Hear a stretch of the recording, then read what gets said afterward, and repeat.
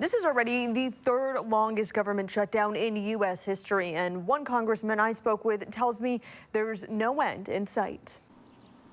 Democrats and Republicans in Congress pointing fingers at one another for the government shutdown. It's a really frustrating process. The Democrat shutdown. The shutdown is nearing its fourth week now, leaving 900,000 federal workers without pay or laid off. The U.S. House passed a spending bill to keep the government open, but that legislation has failed to pass in the Senate 10 times now. Congressman Adam Smith tells me House Speaker Mike Johnson is trying to force Senate Democrats to agree with the Republican spending bill. And if they have the votes for that, well, okay, then I guess that's democracy. I don't like it, but they can vote for it. But now they're telling Democrats that we have to vote for Trump's budget and Trump's government. Smith tells me Democrats are fighting for priorities to keep energy costs low and Medicaid for hundreds of thousands of Americans, but says Republicans refuse to negotiate.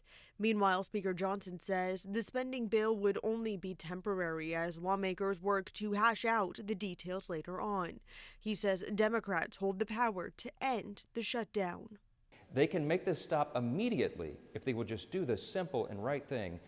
Pass our simple 24-page bill that just merely says status quo, keep the lights on. What's your message to those federal workers who are kind of getting the short end of the stick as the fight goes on for these issues? Well, I can tell you what the federal workers' message has been to me. Don't back down. When I asked Smith last week if there is an end in sight for this government shutdown, he said no end in sight, but a clear way this ends. And that's when Speaker Johnson agrees to negotiate with Democrats in the Senate. Senators are scheduled to be back in session on Monday. Natalie Fahmy, KOMO News. Food bank collecting donations for federal workers affected by the government shutdown. Harry Reid International began collecting donations at its pantry on Thursday and plans to open Monday morning to distribute essential items for those workers in need. That includes everything from food to toiletries, baby products, and pet food. For now, TSA agents and air traffic controllers at the airport are still on the job, but they are working without paychecks. A spokesperson for the Clark County Department of Aviation said operations at Harry Reid are also running smoothly. We decided to do a donation drive, a food and essentials pantry for our federal employees. We began yesterday, and it's going to go through Sunday for collections. And then Monday, the 20th, we're going to be opening it up for our federal employees to come get the essentials that they need. So non-perishable food items, we're accepting gift cards for retail, for gas, for grocery stores, baby supplies, all the things that they need to help get them by during this government shutdown. I mean, there's things like pet care. A lot of people have pets, you know, we got to take care of them as well. Baby formula, diapers, wipes, toiletries, you know, like toilet paper, paper towels, soap, dish soap, and then food items as well. They also noted that during the last major shutdown, which lasted 35 days, a similar effort was made to support the workers. And the workers feel the squeeze from the government shutdown. The state of Maryland is working to make their lives a little easier. Our Leanna Golden tells us what Governor Wes Moore is doing to make their morning commute less of a headache. For some commuters in Maryland, it was jaw-dropping news. So I think that's very good. Grace Wright, shocked and relieved to hear that the Maryland Transit Administration will now offer free MARC trains and commuter bus service to federal workers, those who still have their jobs. And I think for federal workers, that's great for them. Like, I'm really happy to hear that. I didn't know that, so that's very exciting. Governor Wes Moore made the announcement at a job fair on Friday, hoping to ease the financial burden on those impacted by the ongoing shutdown. Free service to and from the district started over the weekend and will continue as long as the shutdown does. All you have to do is show your federal ID badge to the train operator and you're good to go. They don't have to worry about getting to their job. So let's look at the numbers in Maryland, where the federal government is the state's largest employer. At the start of the year, 269,000 Maryland residents were federal employees, with more than 160,000 federal civilian jobs located in the state.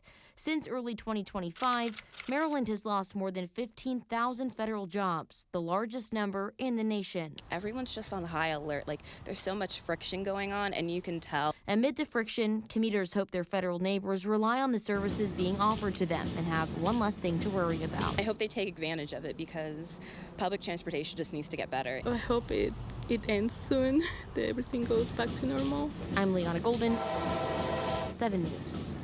The government shutdown starting to be felt far away from Washington. I'm not sleeping at night. It's really, really hard. And I have a 15-year-old boy at home, and I don't know if you know anything about teenage boys, but they eat a lot. Furloughed federal workers in Kansas City raising their concerns, also laid out in this video released by the White House. We urge Congress to reopen the government. Every day this doesn't happen, it punishes us. We all have rent due, car payments, mortgages, and overall need to provide for our families. Not knowing when my next paycheck is coming has had us talk about possibly canceling my son's upcoming birthday party. While we are once again seeing TSA workers not getting paid, American farmers losing access to vital information and loans meant to help keep them afloat, and millions of Americans at risk of losing their SNAP benefits, President Trump did redirect $300 million in tariff revenue to some food assistance, also shielding federal law enforcement and military members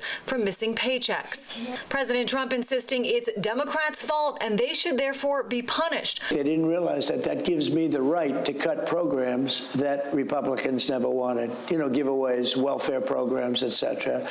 And we're doing that, and we're cutting them permanently. If we shake hands with President Trump on a deal, we don't want him then next week just firing thousands more people, canceling economic development projects, canceling public health funds. Public health at the center of the argument from Democrats who say they need more agreement on a plan to extend Affordable Care Act subsidies set to expire at the end of the year. As Republicans say, open the government first. What I want to vote is to open the government, which I have done a number of times, but we're not going to extend a program that is wrought with fraud, waste, and abuse. I think there can be reforms to these credits, but ultimately we're going to need a total overhaul. Despite many similar previous votes, the Senate is set once again to vote this evening on whether to end the shutdown and reopen the government.